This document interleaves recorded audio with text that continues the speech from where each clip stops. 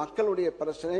ஆனா நீங்களாம் ரிலாக்ஸா இருக்கீங்க, அதான் ஆச்சரியமா இருக்கு. எங்களுக்கு ரிலாக்ஸா இருக்கீங்க, நீங்களா ரிலாக்ஸா இருக்கிய, நாங்களாம் டென்ஷனா தான். இந்த ஐஏஎஸ் இருக்கிட்ட மேடையில் இருக்கின்ற இங்க உட்கார்ந்து இருக்கின்ற அதிகாரிகள்லாம் டென்ஷனா இருப்பாங்க. மாண்பு நீர்வளத்துறை அமைச்சர் அவர்கள். மாண்பு பேரவைத் தலைவர்களே, உறுப்பினர் சொன்னாரு இன்னைக்கு காலையில நேற்று நைட்டும் சரி இன்னைக்கு காலையிலும் சரி முதலமைச்சர் மாண்பு முதலமைச்சர் இன்னைக்கு ஒரு சின்ன வாய்க்கா பிரச்சனை கூட போன் அடிச்சு அதை உடனே சரி செஞ்சாச்சான்னு கேட்கக்கூடிய ஒரு முதலமைச்சராக தான் இருக்கிறார். உங்களோட நீங்களாவது 5 வருஷம் டென்ஷன், நாங்கள் தினந்தோறும் டென்ஷன்ல இருக்கிறோம். எதுலயோ எந்த ஒரு சின்ன விஷயமா இருந்தாலும் எங்களுக்கு அப்படி ஒரு பயம் இருக்குது. மாண்புமிகு அமைச்சர் பிஸியா தான் இருக்கார். அவர் பிஸியா இருக்கார்.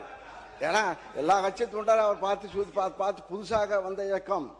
நாங்கள் 96 நாங்களாம் எதிரியாகும் போது எங்களுக்கு அதே போல தான் இளைஞர்களும் வந்து எங்களை கேட்பார்கள். இனிமேல் தான் உங்களுக்கு தெரிய போகுது. பாருங்க, மேலே எதிர்பார்க்க போது பேசும்போது பேசுவது எளிது, ஆக நடத்தும் போது தான் தெரியும் கஷ்டங்கள். பாருங்க, இன்னும் கொஞ்சம் 3 மாசம் தான் ஆயிருக்கு. இப்போ பாருங்க, விவசாயிகள் போராட்டம் இல்லாமலே 5 ஆண்டு காலம் வாழ்ந்தார்கள். அதை பாராட்டணும். 5 ஆண்டு காலம் தமிழகத்திலே விவசாயிகள் போராட்டம். நான் முதலாக தஞ்சையில போய் விவசாய கருத்து கேட்பு கூட்டத்தை நடத்தும் போது எப்படி வெடித்தது, அதை தாங்கி ஒன்னொன்னாக இன்னும் சொல்ல போனா இங்க இருக்கின்ற அமைச்சர் பெருமக்கள். நேரு பெரிய விவசாயி, மாடெல்லாம் வளர்க்கிறாரு, மாடு கிட்டத்தட்ட 1000 மாடு வளர்க்கிறாரு. விவசாயம் 1000 ஏக்கர், வாழை தென்னை மரம் எல்லாம் நெல். அதே போல வேலு அவர்கள் டிராக்டர் ஓட்டுவார், பூஜை அண்டை வெட்டுவார், வயலில் அண்டை வெட்டுவார். நீங்க செங்கோட்டையனும் மாண்பு பேரவைத் தலைவர் அவர்களே, மாண்பு உறுப்பினர் அவர்களை சிக்கலுக்கு விட்டு விடக்கூடாது. ஏனென்றால் சீலிங் இருக்கிறது, அதில் மாட்டி விடக்கூடாது. ஆயிரக்கணக்கான அப்ப இருந்தது. இப்ப செங்கோட்டையனுக்கு எவ்வளவு கணக்கு பார்த்தா தெரியும். அமைச்சர் செங்கோட்டை அவரு சென்னை விவசாயி.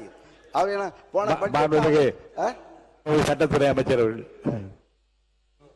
பேரவைத் தலைவர் அவர்களே, மாண்புமிகு உறுப்பினர் போற போக்கில் அப்படியே நகைச்சுவையோட சிரிச்சுக்கிட்டே போராட்டங்கள் இல்லாத ஒரு ஆட்சின்னு சொன்னாரு. போன ஆட்சியில விவசாயிகள் போராட்டம் பண்ணி அவங்க மேல குண்டாஸ் போட்ட அரசு போனது அரசு. எத்தனை பேர் குண்டாஸ் போட்டு அவங்க எவ்வளவு கஷ்டப்பட்டாங்கன்னு தெரியும். விவசாயிகள் போராட்டம் கடுமையாக அடக்கப்பட்டது, எல்லா இடத்திலும் அடக்கப்பட்டது. அவ்வளவு வழக்குகள் இன்னும் நிலுவையில் இருக்குது. அவ்வளவு பேர் நிலுவையில் உள்ள வழக்குகளை வாபஸ் பெற சொல்லி போன வாரம் தான் விவசாயிகள் சார்பாக பெரிய கோரிக்கையும் வைக்கப்பட்டது. ஸோ அதை இங்கே குறிப்பிட விரும்புகிறேன். நன்றி. நீங்க பேசலாம். பேரவைத் தலைவர்களே, அவர் எந்த போராட்டம் தெரியாம பேசுறாரு. அது திருவண்ணாமலை சிப்காட்ல எடுக்கும் போது நடந்த போராட்டம், அதை பத்தி அவர் பேசுறாரு. விவசாயிக்கு நெல் விலையை உயர்த்தி அந்த வயலை உயர்த்தி இது கேட்கவே இல்லை. வறட்சி, திடீர் மழை பெய்யும். எங்க ஆட்சியில திடீர், உங்க ஆட்சியில் மழையே பெய்யல. எங்க ஆட்சியில் திடீர் மழை பெய்யும். திடீர் மழை பெய்ஞ்சு திடீர் விவசாயம் எல்லாம் பாதிக்கப்பட்டு உடனே முதலமைச்சர் அன்றைய முதலமைச்சர் அங்கே போய் பார்த்து நாங்கள் ஓடி போய் மழை பெஞ்சா நாங்கள் போய் ரோட்டில் நானும் சக்கரை பண்ணி நிற்கணும். ஆக போய் எங்கள் தஞ்சை டெல்டா போய் தான் நிற்போம். ஆக இருந்து இப்போ மக்கள் விவசாயிகள் போராட்டத்தில் உட்காரல. பச்சை துண்டுடைய அதிகம் எங்களுடைய ஆட்சி தான். பச்சை துண்டு அதிகமாக வளர்ந்தது. விவசாயிகள் சங்கம் நிமிர்ந்து நடந்தார்கள். ஆனா இப்போ விவசாயிகள் ஆட்சி பொறுப்பேற்ற நீங்க சொன்னீதான். ஏன்னா முதலமைச்சர் சொன்னார்ல, நாங்கள் ஆட்சிக்கு வந்தால் நான் விவசாய பிள்ளையாக பிறப்பேன்னு சொன்னார்ல, அது மக்கள் மனசுல இருந்து.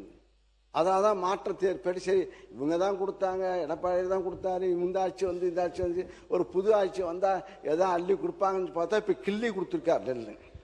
நாங்க 2550 ரூபா கொடுத்தோம் நெல்லுக்கு விலை, இப்ப 2750 ரூபா கொடுத்தாங்க, 200 ரூபாய் ஏற்றி கொடுத்துருக்காங்க. நீங்க சொல்ற மாண்பு பேரவைத் தலைவர்களே, மாண்பு முன்னாள் அமைச்சர் அவர்கள் பேசுகிற போது சொன்னார்கள், இதுவரையிலும் சரித்திர வரலாற்றில் டன்னுக்கு 4000 ரூபாய் கொடுத்த சரித்திரம் முதலிலே தமிழ்நாட்டில் நடைபெற்றிருக்கிறது என்பதை நீங்கள் உணர்ந்திருக்க வேண்டும். அது முதலமைச்சர் போர் அறிவித்திருக்கிறார். நெல் விலையும் அதே நேரத்தில் உயர்த்தியிருக்கிறார். உங்களை காட்டிலும் 2 மடங்கு உயர்த்தியிருக்கிறார்கள். ஆகவே ஒரு வரலாற்றை இன்றைக்கு தமிழ்நாட்டில் படைத்திருக்கிற ஒரு முதலமைச்சராக, விவசாயியை வாழ வைக்கிற முதலமைச்சராக இன்று இருக்கிறார் என்பதை நாடு அறிந்து கொண்டிருக்கிறது. உங்களுக்கு தெரியவில்லை என்பதுதான் வேதனையாக இருக்கிறது.